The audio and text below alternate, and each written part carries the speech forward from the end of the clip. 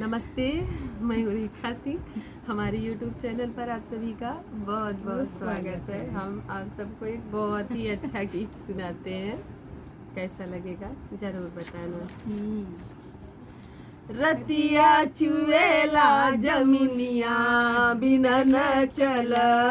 रतिया चुएला जमीनिया बिना न चले, सास कहीं बिना ससुर कहीं बिना,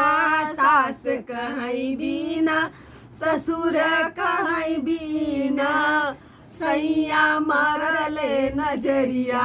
भीतर चल,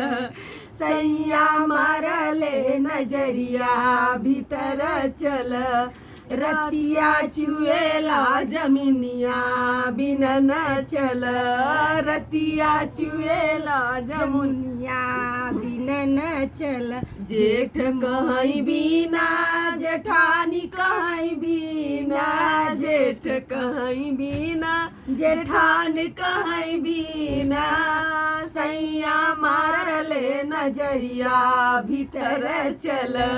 सैया मारले नजरिया भीतर चल, रतिया जुएला जमुनिया बिना न चल, रतिया चुएला जमुनिया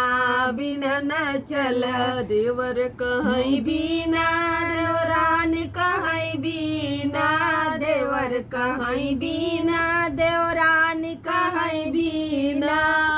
सैया मारले नजरिया भीतर चल, सैया मारले नजरिया भीतर चल,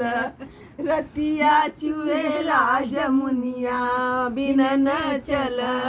रतिया चुएला जमुनिया बिना न चल।